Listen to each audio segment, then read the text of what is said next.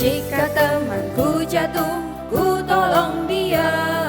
Jika dia terjatuh, ku menolongnya. Menolong satu sama lain, ku kan menolong sekuat tenaga.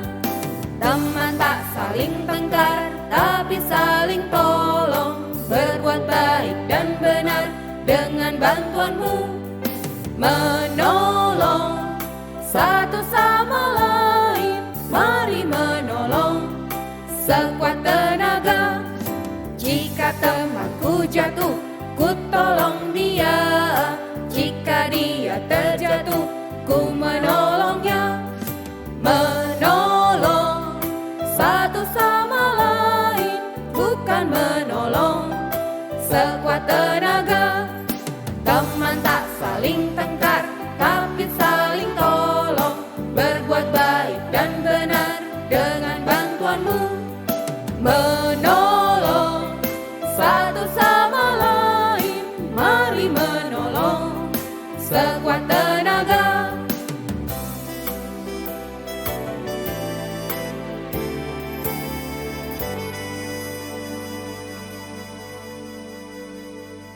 Halo adik-adik semua, senang bisa berjumpa lagi dengan adik-adik di video hari ini. Sebelum kita mendengarkan firman Tuhan, kakak mengajak adik-adik semua untuk berdoa. Lipat tangan, tutup mata, mari kita berdoa. Ikuti kakak berdoa ya. Tuhan Yesus, terima kasih untuk hari baru yang Engkau berikan. Terima kasih atas penjagaan dan berkat yang Kau berikan sampai saat ini. Tuhan, saat ini aku mau mendengarkan firman-Mu. Kusiapkan hatiku Tuhan, agar dapat menerima firman-Mu dengan baik. Jauhkan aku dari gangguan si jahat. Masuklah ke dalam hatiku ya Tuhan. Dalam nama-Mu aku berdoa dan mengucap syukur. Haleluya, amin. Adik-adik, judul cerita kakak hari ini adalah Aku Penolong Temanku. Di dalam Alkitab, ada kisah seorang laki-laki lumpuh yang mendapatkan kesembuhan dari Tuhan Yesus. Orang yang lumpuh ini tinggal di sebuah kota yang bernama Kapernaum. Adik-adik, orang yang lumpuh keadaannya sungguh kasihan. Bayangkan saja adik-adik, ia tidak dapat berjalan, tidak dapat bergerak dengan bebas. Wah, mengalami kesulitan dalam kegiatannya sehari-hari. Namun puji Tuhan, orang lumpuh ini tidak sendirian. Ia memiliki 4 orang sahabat. Pada suatu hari, 4 sahabat datang berkunjung ke rumah orang lumpuh itu. Lalu ada yang bertanya, "Pernahkah kamu mendengar tentang Tuhan Yesus? Tuhan Yesus mau datang ke kota kita loh." Lalu orang lumpuh itu menjawab, "Siapakah Tuhan Yesus itu?" Sahabatnya menjawab, "Yang aku dengar dan tahu, dia dapat menyembuhkan orang-orang yang sakit. Iya, dia menjamah mata orang buta sehingga dapat melihat. Dia menjamah mulut orang yang bisu sehingga dapat berkata-kata, menyanyi, dan bersorak-sorai. Dia juga menjamah telinga orang yang tuli sehingga dapat mendengar." Mendengar itu, orang lumpuh itu berkata, "Wah, kalau saja aku dapat pergi kepada Tuhan Yesus, mungkin dia akan menyembuhkan aku juga." Temannya menjawab, "Jangan sedih dan kecewa, aku akan menolongmu." Secara bergantian, ketiga temannya pun mendukung. "Ya, benar, aku juga. Ya, aku juga ikut menolongmu. Dan pastinya aku juga. Kami akan membawamu bertemu dengan Tuhan Yesus." Orang yang lumpuh itu merasa tersentuh dan sangat senang karena keempat sahabatnya ingin menolongnya berjumpa dengan Tuhan Yesus. Ia berharap bisa mendapatkan kesembuhan. Kemudian, Pada saat Tuhan Yesus datang ke kota Kapernaum, keempat sahabat itu menepati janjinya. Dengan penuh hati-hati, mereka mengangkat teman mereka yang lumpuh di atas kasurnya dan pergi. Dalam perjalanan, orang yang lumpuh ini sangat senang. Ia percaya dalam hatinya bahwa ia akan menerima kesembuhan dari Tuhan Yesus. Tak lama kemudian, sampailah mereka ke tempat Tuhan Yesus berada. Mereka melihat ada sangat banyak orang. Ada anak-anak, ibu-ibu, bapak-bapak, juga nenek dan kakek. Mereka ada di dalam rumah, di depan rumah, di belakang rumah, di samping kiri dan kanan rumah. Wah, tempat itu begitu penuh dengan orang, sehingga tak seorang pun dapat masuk ke dalamnya lagi. Sampai di sini, bagaimana menurut adik-adik? Akankah keempat sahabat ini berhasil membawa temannya yang lumpuh kepada Tuhan Yesus? Yuk, dengarkan kelanjutan cerita kakak. Keempat sahabat itu pun bingung. Apa yang harus mereka perbuat? Hingga ada seseorang yang melihat sebuah tangga di luar rumah. Dan timbullah ide untuk membawa temannya masuk dalam rumah melewati atap. Rumah tempat Tuhan Yesus berada saat itu memiliki atap yang datar, dan ada bagian yang dapat dibuka. Dengan sangat hati-hati, keempat sahabat itu membawa orang yang lumpuh itu ke atap, lalu membuka atap.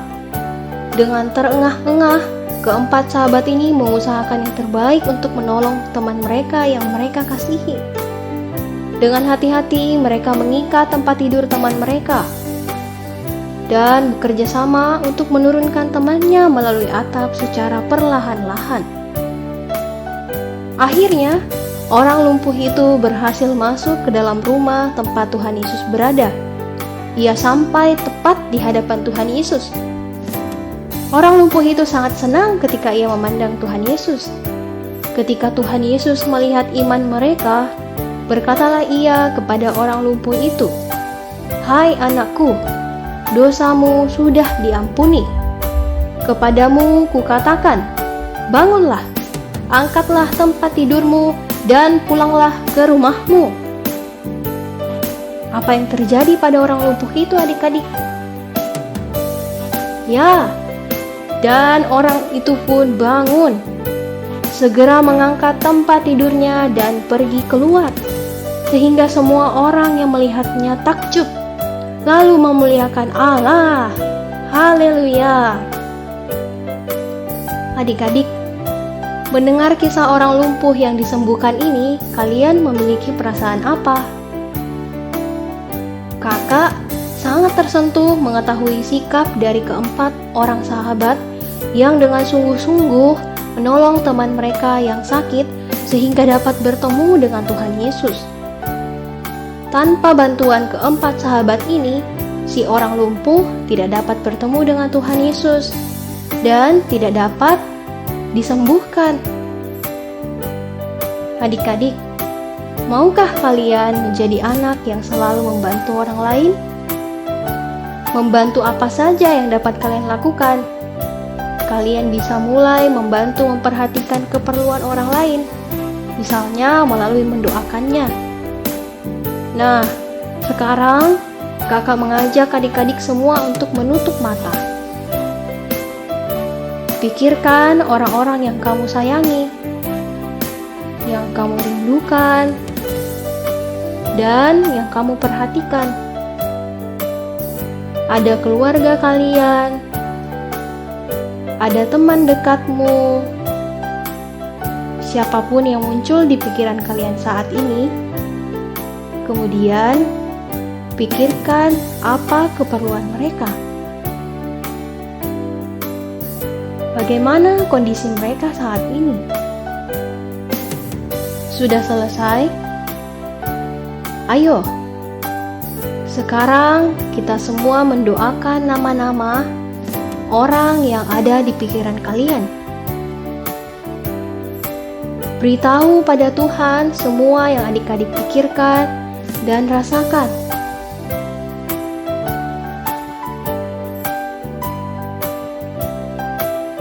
Amin. Puji Tuhan, hari ini adik-adik sudah bisa menolong sesama melalui mendoakannya. Adik-adik bisa melakukannya lebih sering. Misalnya ketika ada temanmu yang sakit, kita bisa menolongnya dengan mendoakannya. Mari kita berdoa. Terima kasih Tuhan Yesus atas firman-Mu hari ini. Tuhan Yesus, aku mau menjadi anak yang selalu mau menolong sesamaku. Mulai membantu dengan mendoakan keperluan orang-orang di sekitarku, Tuhan. Dalam nama-Mu, aku berdoa. Haleluya, amin.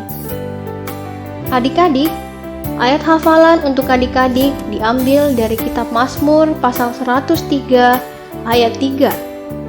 Dia yang mengampuni segala kesalahanmu, yang menyembuhkan segala penyakitmu. Sampai jumpa di video berikutnya adik-adik.